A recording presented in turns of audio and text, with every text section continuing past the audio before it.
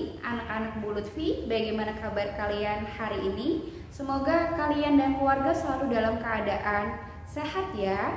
Senang sekali Bu Lutfi bisa bertemu dengan kalian di semester 2 ini pada pelajaran prakarya.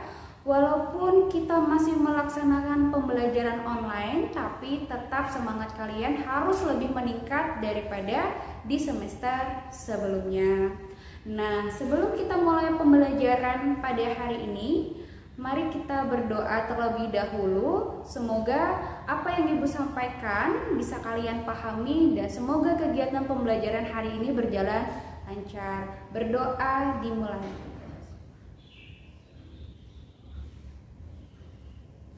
Berdoa selesai.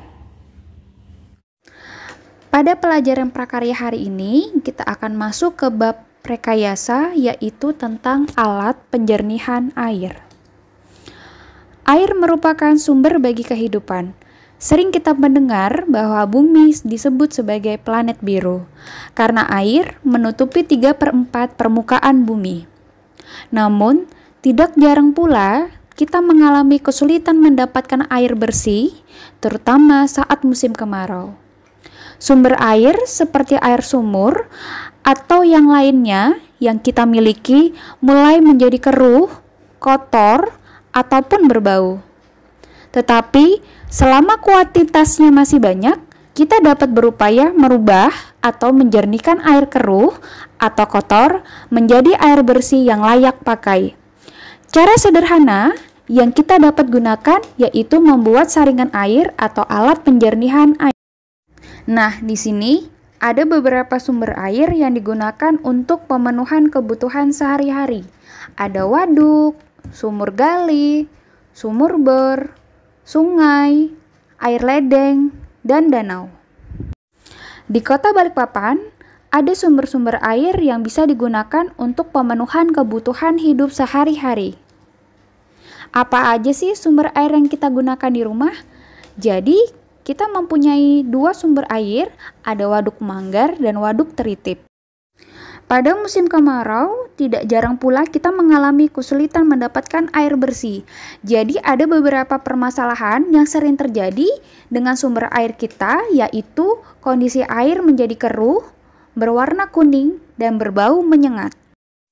Jika kondisi air seperti itu, ada solusi yang kita bisa gunakan, yaitu dengan cara membuat penjernih air sederhana atau menggunakan filter air. Kita bisa menggunakan penjernih air sederhana atau filter air seperti yang Ibu tampilkan di slide, yaitu menggunakan bahan dari karbon aktif yang fungsinya adalah untuk menyerap kotoran dalam air. Nah, sekarang Ibu akan menjelaskan penjernihan air dari bahan alami. Pengolahan air bersih sangat dibutuhkan demi kesehatan dan kelangsungan hidup manusia. Usaha ini sudah dilakukan dari dulu sampai sekarang, tetapi akhir-akhir ini kondisi air sudah sangat memprihatinkan. Hal ini disebabkan oleh adanya polusi tanah yang diakibatkan oleh pembuangan-pembuangan limbah pabrik, terutama sampah anorganik dan sampah anorganik dari masyarakat.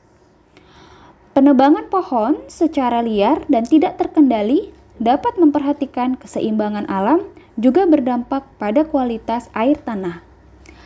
Secara umum, proses penjernihan air berfungsi untuk menghilangkan zat pengotor atau untuk memperoleh air yang kualitasnya memenuhi standar persyaratan kualitas air.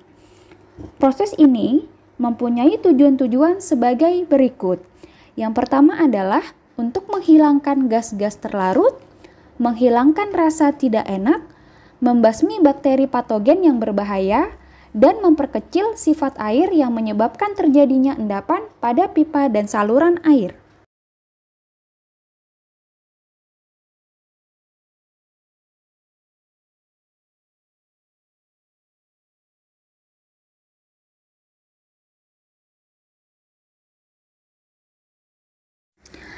Ada beberapa macam cara sederhana untuk mendapatkan air bersih. Cara yang paling mudah adalah dengan teknik penyaringan dan teknik pengendapan. Yang pertama, menggunakan teknik penyaringan. Beberapa cara sederhana untuk penyaringan air sebagai berikut. Yang pertama adalah saringan kain katun. Pembuatan saringan air dengan menggunakan kain katun merupakan teknik penyaringan yang paling sederhana atau paling mudah. Air keruh disaring dengan menggunakan kain katun. Saringan ini dapat membersihkan air dari kotoran dan organisme kecil yang ada dalam air keruh tersebut. Yang kedua adalah saringan kapas. Teknik saringan ini sama seperti dengan teknik sebelumnya, yaitu penyaringan dengan kapas juga dapat membersihkan air dari kotoran dan organisme kecil yang ada di dalam air keruh. Ketiga adalah aerasi. Aerasi merupakan proses penjernihan dengan cara mengisikan oksigen ke dalam air. Dengan diisikannya oksigen ke dalam air, maka zat-zat seperti karbon dioksida serta hidrogen sulfida dan metana yang mempengaruhi rasa dan bau dari air dapat dikurangi atau dihilangkan. Selain itu, partikel mineral yang terlarut dalam air seperti besi dan mangan akan teroksidasi dan secara tepat akan membentuk lapisan endapan yang nantinya dapat dihilangkan melalui proses sedimentasi atau filtrasi. Keempat, saringan pasir lambat atau SPL. Saringan pasir lambat merupakan saringan air yang dibuat dengan menggunakan lapisan pasir pada bagian atas dan kerikil pada bagian bawah. Air bersih didapatkan dengan jalan menyaring air baku melewati lapisan pasir terlebih dahulu, baru kemudian melewati lapisan kerikil. Kelima, saringan pasir cepat atau SPC. Saringan pasir cepat sama seperti saringan pasir lambat, terdiri atas lapisan pasir pada bagian atas dan kerikil pada bagian bawah. Namun, arah penyaringan air terbalik bila dibandingkan dengan saringan pasir lambat, yakni dari bawah ke atas. Air bersih didapatkan dengan jalan menyaring air baku melewati lapisan kerikil terlebih dahulu sebelum melewati lapisan pasir. Keenam, gravity fed filtering system. Gravity fed filtering system merupakan gabungan dari saringan pasir cepat dan saringan pasir lambat. Air bersih dihasilkan melalui dua tahap. Pertama-tama, air disaring menggunakan saringan pasir cepat.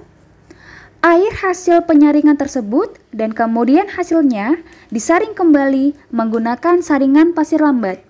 Dengan dua kali penyaringan tersebut, diharapkan kualitas air bersih yang dihasilkan tersebut dapat lebih baik. Ketujuh, saringan arang. Saringan arang dapat dikatakan sebagai saringan pasir arang dengan tambahan satu buah lapisan arang.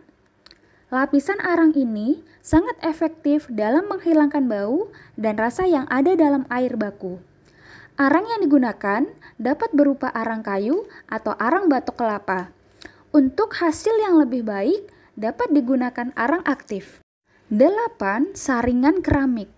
Saringan keramik dapat disimpan dalam jangka waktu yang lama sehingga dapat dipersiapkan dan digunakan untuk keadaan darurat. Air bersih didapatkan dengan jalan penyaringan melalui elemen filter keramik. Beberapa filter keramik menggunakan campuran perak yang berfungsi sebagai disinfektan dan membunuh bakteri.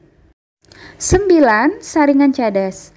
Saringan cadas atau jempeng ini mirip dengan saringan keramik. Air disaring dengan menggunakan pori-pori dari batu cadas. Saringan ini umum digunakan untuk masyarakat desa Kerobokan, Bali. Saringan tersebut digunakan untuk menyaring air yang berasal dari sumur gali ataupun dari saluran irigasi sawah. Sama halnya saringan keramik, kecepatan air hasil saringan dari jempeng relatif lebih rendah dibandingkan dengan SPL, terlebih lagi SPC. Sekarang kita akan mempelajari tentang teknik pengendapan. Beberapa teknik pengendapan untuk proses penjernihan air sebagai berikut. Yang pertama adalah biji kelor. Biji buah kelor mengandung beberapa zat aktif yang mampu mengadopsi dan menetralisir partikel-partikel lumpur dan logam sehingga cukup ampuh untuk menjernihkan air kotor. Kedua adalah tawas. Tawas berfungsi untuk memisahkan dan mengendapkan kotoran dalam air. Lama pengendapan yaitu sekitar 12 jam. Namun, penggunaan tawas hanya untuk pengendapan saja, tidak berfungsi untuk membunuh kuman dan menaikkan pH dalam air. Ketiga adalah kaporit. Fungsi dari kaporit sama seperti dengan tawas, yaitu berfungsi untuk memisahkan dan mengendapkan kotoran dalam air. Lama pengendapan yaitu sekitar 12 jam. Kelima adalah arang batok kelapa. Fungsi dari arang batok kelapa ini adalah untuk menghilangkan bau, rasa tidak enak dalam air, dan menjernihkan air. Keempat adalah kapur gamping. Fungsi dari kapur gamping adalah sebagai pengendapan air, tetapi membutuhkan waktu sekitar 24 jam. Kapur gamping juga berfungsi untuk menaikkan pH air, tetapi tidak bisa membunuh kuman, bakteri, dan virus.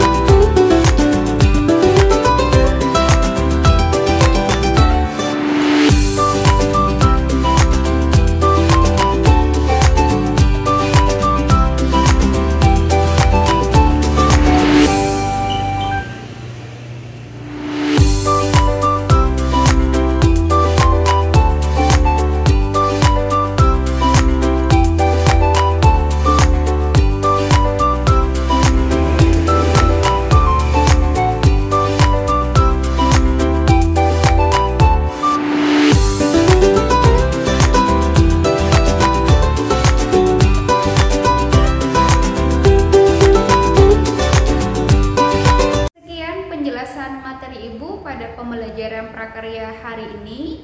Jika kalian masih punya pertanyaan, kalian bisa langsung menghubungi Bu Lutfi ya. Jangan lupa untuk mengerjakan tugas di Google Classroom dan tetap jaga kesehatan. Sampai ketemu di video pembelajaran selanjutnya. Ibu akhiri, Assalamualaikum warahmatullahi wabarakatuh. Selamat pagi.